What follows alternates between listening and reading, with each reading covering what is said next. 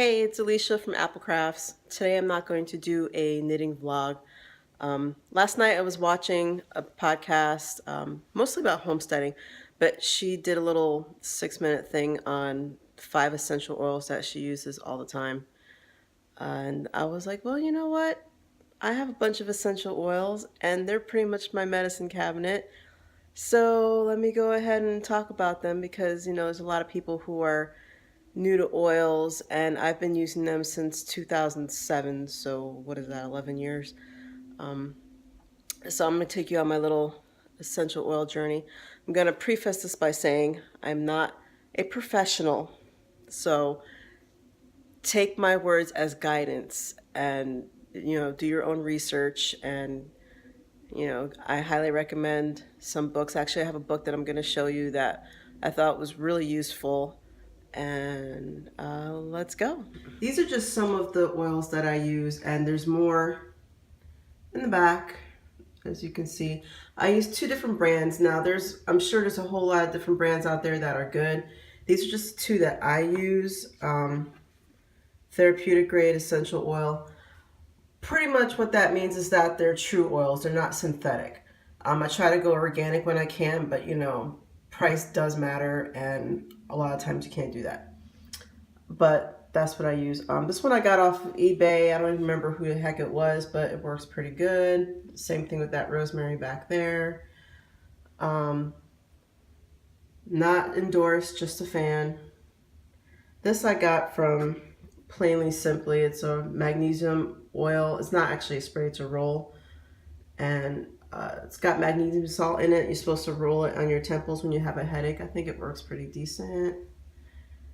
So this is the book that I got a long time ago when I first started looking at oils that I think is really good. And without trying to shake the camera too much, see if I can do this. I'll try to show you why it's good.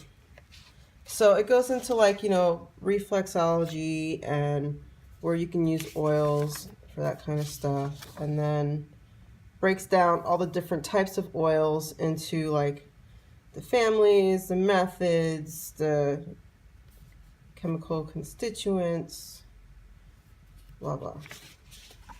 And it does that for a plethora of oils. Then you start getting into I think these are their blends because I think they sell their own stuff. But it breaks down all the different things, and they don't give you amounts. That's why I think that this is something that they sell. I never purchased from them other than this book. But what's this one for? Memory trauma. So I'm guessing that's supposed to help you with what's the word? Self-esteem or whatever.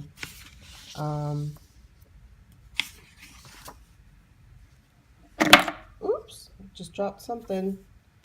But yeah, so if you have all these oils, you can play around with different blends. And you know what? Honestly, I've made blends using their things and didn't even have all of them. And, they still work.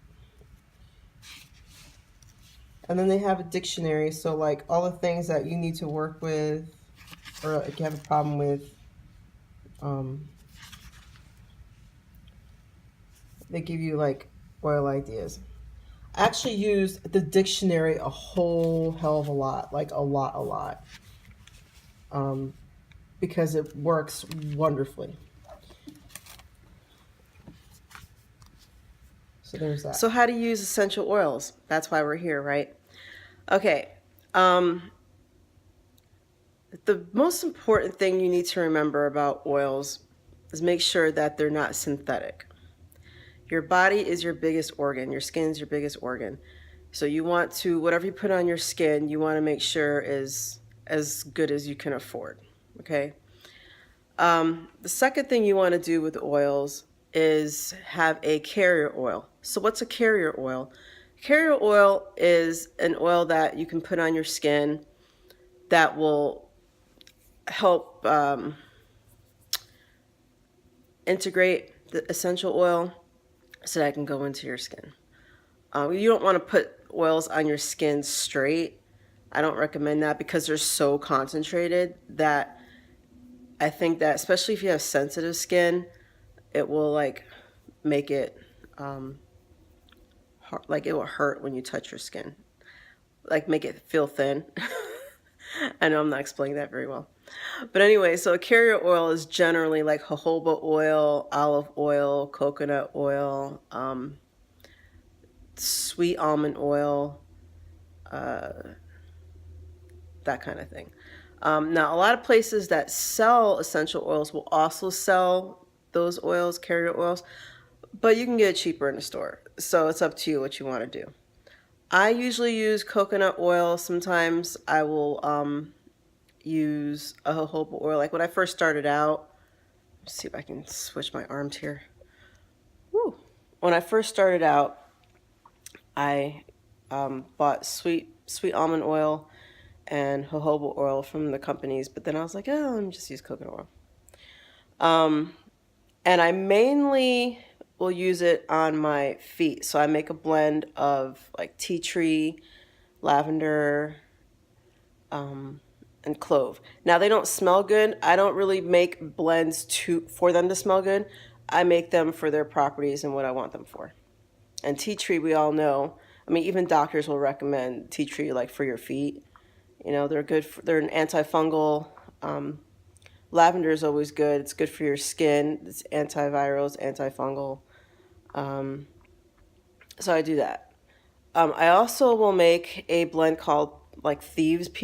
I'm sure a lot of people who are into oils know what Thieves is. And it's pretty much a blend of like frankincense, orange, cinnamon, clove, and I think there's a few other things. Now, what I do for my blend for Thieves is I just use frankincense, clove, cinnamon, and I just put a little bit of coconut oil, and then I'll rub it on my chest, and then rub it on my wrist, and then rub it here and inhale really deeply. Like I use that when I'm starting to feel like a little sick in my throat. It goes away in a day. I don't get sick, y'all. I'm just saying. And I've been using these for years. Now I will say that oils don't work for everybody. So you see a lot of people go, "Oh, oils don't work." Da, da, da, da. Okay, this is where my unprofessional opinion comes in. Like I said, you should always consult a doctor if you have anything. I do not believe that oils will fix like a serious illness. You have cancer, oil's not going to fix that. You got herpes, oil's not going to fix that. It doesn't fix those things. They're kind of an aid to help you along the way. Now, I will say, like if you have like a cold sore breakout or something, you put oil on it, it might help speed up the process. Clove oil and cinnamon oil. Clove oil is actually used in Ambisol. If you look at the ingredients, it's the first ingredient. So what you want to do, like if I have, it's good for canker sores too. So if you have a canker sore inside your mouth, you put a drop on your finger, flick it. I'm telling you, this shit's strong, right? Flick it so that you're not getting like a whole bunch of like a big mass of the oil from the drop in your mouth.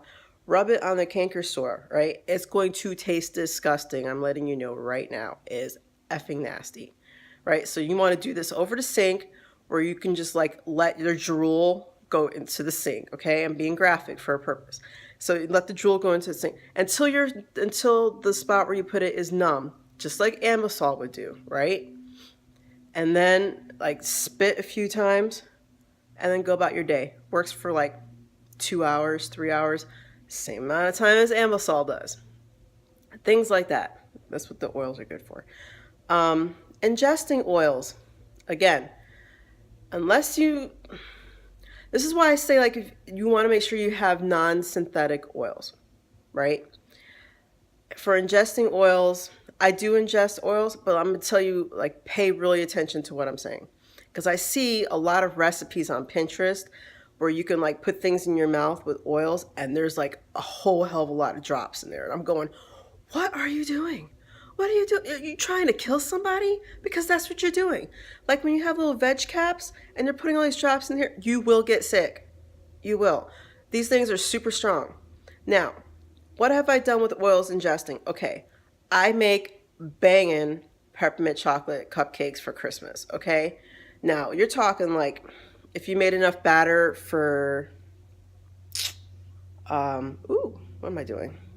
If you made enough batter for like a 9-inch cake or 2 9-inch cakes, you're seriously putting in 1 drop of peppermint oil for a whole batter for 9-inch cake, okay? That's how little you use. So when I see like these recipes for like a little bit of toothpaste and you got 25 drops of peppermint oil, I'm going, and I'll tell you, you will taste it. We'll taste the peppermint oil from that 1 drop in all that batter. That's how little you need. So I use it for that. I also have an organic, anything that I ingest, I actually make sure that it's organic. I will spend the money on that. I use orange oil. What do I use orange oil for? Thanksgiving, when I make my own cranberry sauce, 1 drop of orange oil. That's it. Make sure that they are a pure oil. A lot of these oils will have blends already in it. A lot of them will have the carrier oil already mixed in.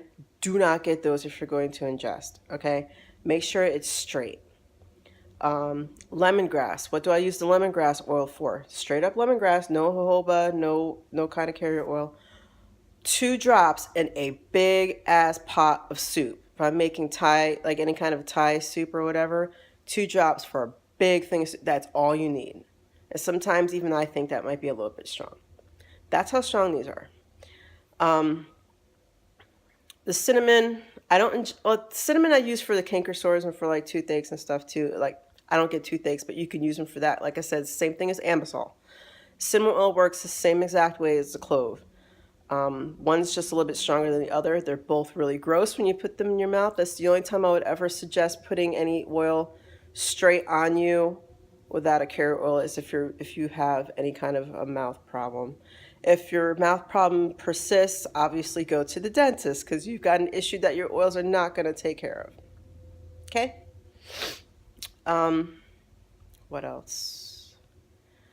Well, let me go and let me take you to my oils. I'll see what I can show you here. Can I flip this around? I cannot flip this around. So we went through tea tree. Frankincense, like I said, you can use with the thieves. You could also use it spiritually. So if you want to like get an oil warmer, like a tea warmer or whatever, and throw some oils in there, that's good. If you want to use it spiritually, the clove bud. It's good for the mouth, as we went over.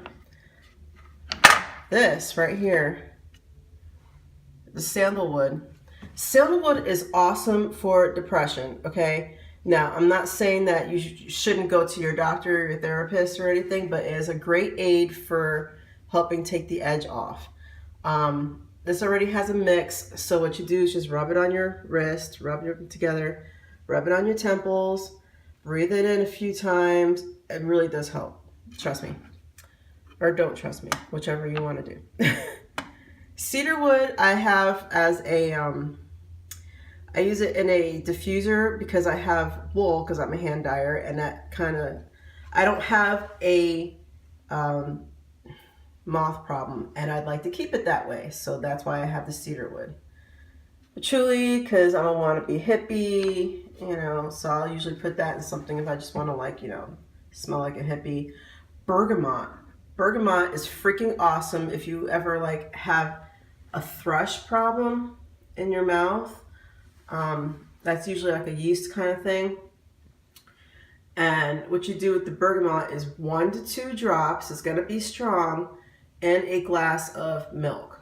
And you gargle it. Do not swallow, gargle for as long as you can, spit out, and just gargle the whole glass of milk. Maybe like, you know, 3 ounces or so, 3 to 4 ounces. Gargle, spit it out, and it, like, you do that twice, not in a row, but like once in the morning, once in the evening. It's gone the next day. I actually use that for somebody in my family who occasionally will have that problem. Actually, it's been a few years now since they've had that problem, but when they did have it, they had to use it and it went away.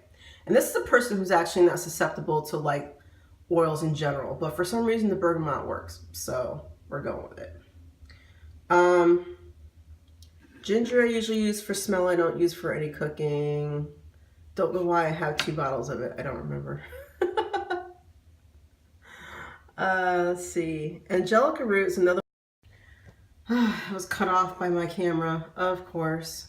I think I was at Angelica root, and this is mostly used for spiritual. So apparently there's a story about like monks back in the day that would put a drop of Angelica root on their shoulders for protection.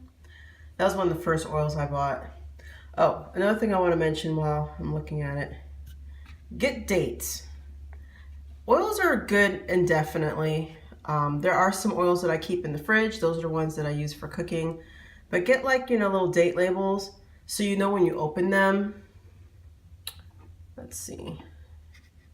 Yeah, like, let's see. Well, you can't really see it there. Like that was December of 2017. But yeah, that way you can keep track of how old they are, how much you've used, how fast you go through it. Clearly I don't go through a lot of these, but just something to keep in mind. These are the oils that I cook with. Let's see if I can do this. The lemongrass. This is a new one because it doesn't have a date on it. Oregano. Ooh, oregano oil. I put one drop, with some melted butter, salt and pepper, and mix it with popcorn. It's really good. The orange for cranberry sauce. That one does not have a date, so that is not open. There's a lemongrass that I use. Hey, how come that one doesn't have a date? Yes, it does. I wrote on it. It's not a sticker. Okay. And then rose oil. You can keep this out of the fridge. I like to put it in the fridge because this stuff is like stupid expensive, especially if you get Absolute that's not mixed with anything. Stupid expensive. It's like, I don't know, $50 or $60 for this little thing. So I keep it in the fridge just to like make sure it doesn't ever go bad. It shouldn't go bad out of the fridge, but super cautious. The lemon. It's the same thing I was talking about earlier with the cake batter, and stuff like that. 1 drop, no more than 2 drops for like a big recipe. The rose oil I like to use for, like I have a big thing of, let's see if you can read that. Nope. I have a big thing of tea tree face wash, and I like to put that in there. It's good for your skin. Alright, let me get out of this fridge before I waste electricity. Okay, so that's it. Things you want to take away from this whole thing. Get pure oils, no synthetics. Stay away from anybody who tries to tell you that it will cure a disease. They will not. Go to a doctor. Go see several doctors. Don't rely on an oil to cure diseases. Okay? They are an aid. They help you sleep. They will get rid of, like I said, the canker sores or whatever if you have that problem, thrush if you have that problem. Not everybody is receptive to oils. Some people just, it's kind of like if you know anybody who, like there's some people who have like resistance to like drugs, like medical, like you go to a surgery and like they have to like really up it because like you don't take it in like a normal person. Does that make any sense at all? Okay, like for instance, I know one person who like most narcotics, like if they're prescribed it, they don't work. Another person who I know was on drugs for a long time, if they have to get anything done, it doesn't work. Those kind of people also aren't really receptive to oils from my experience. I'm not saying you have to be a drug addict because like I said, it's just some people just aren't receptive to it. So it doesn't work for everybody. So that's why you get this, I think that's part of the controversy of oils don't work and, it's a waste of money and blah, blah, blah, blah, blah. It's not a waste of money. It's just really how you use it and if you're receptive to it or not. Not everything works for everybody. It's kind of like Tylenol versus ibuprofen. I'll never take a Tylenol. As my mom used to say, who's an RN for 30-something years, it's a 50s drug. It doesn't work. Whatever. So that's something to keep in mind. Research. Do lots of research. Don't just use them willy-nilly and think they're okay. Oh, also not every oil is safe for kids. Let's see if I can hold this again. Some oils, like those 2 companies that I buy from, they actually label, they'll even put on the label, but they'll definitely tell you in the description when you order if it's something that's safe to be around kids. Now, that does not mean they should ingest it. Like, it just means that if they end up playing with it, it's not going to like hurt them. Usually those kinds of oils are like lemon or lavender or lime oil, orange oil, things like that. Things that you find pretty much in everyday products that you buy in a grocery store that use those types of oils. Those are the kinds of things that they usually label kid-friendly. But you should always keep them away from the little kids. My kids are grown, so I don't have to worry about that. Let's see. Oh, well, I was going to say you should probably, like, if you're going to order from a person, make sure that they're certified, but really that's kind of, I don't think you need to do that. Just don't order from anybody who, makes claims that something's going to cure you or something's going to prevent disease, because I don't think the oils can do that. And I would never tell somebody that the oils can do that. And if you think you have a problem, like a real medical problem, go to a doctor.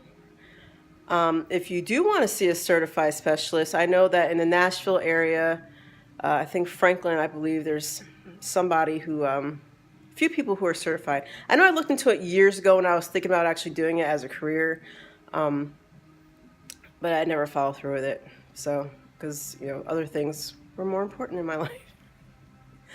But, so I hope you enjoyed this little tidbit about essential oils, and go and experiment and see what you like and what you don't like, and see what works for you. And if you got any ideas about blends and things like that, leave a comment.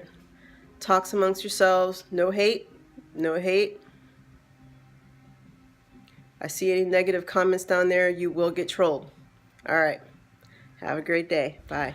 As I was editing this, I realized that some people might misconstrue what I was saying about serious diseases. Oils will not heal a serious disease like cancer. Herpes is not a serious disease. It's an STD. It doesn't make you sick. It's not going to make you die. But oils aren't going to cure that either. But I thought maybe I should put that in there in case there might be some drama, because I didn't convey that clearly. So there you go. All right. Have a great day.